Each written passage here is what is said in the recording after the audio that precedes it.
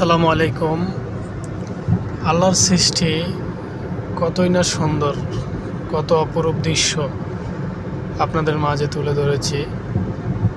আসলে একটু চিন্তা করলে দেখবেন দুনিয়াটা আসলে বেশি দিন থাকার জায়গা না। কিন্তু দেখুন আল্লাহ কত সুন্দর পৃথিবী সৃষ্টি করেছেন, কার জন্য? শুধু মানুষের জন্য। এই পৃথিবী চোখ জুড়িয়ে দেখার মতো, দেখছেন কত সুন্দর একটা আকাশ, কত সুন্দর করে খুঁটি ছাড়া দাঁড়া করাই রাখছে আল্লাহ আমাদেরকে বোঝার তৌফিক দান করুক।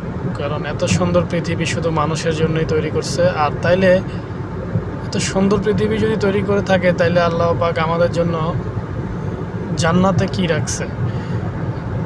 তো আমরা মানুষরা আসলে দুনিয়ার মায়ায় পড়ে আছি, দুনিয়াবি চিন্তা নিয়ে আমরা পড়ে আছি।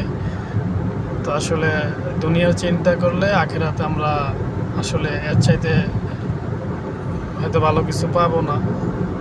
তো যদি দুনিয়ার মায়া ছেড়ে দেই, আল্লাহর ইবাদত করি, ভালো কাজ করি, হয়তো জান্নাতে হয়তো আমাদের জন্য ভালো কিছু থাকবে। তো আজকে যে সুন্দর দৃশ্যটা দেখে আমার মনে হলো আল্লাহ পাক আমাদের জন্য ভালো কিছু রাখছে মৃত্যুর পরে। যদি আমরা ভালো কাজ করে থাকি তাহলে ইনশাল্লাহ আমরা পাবো।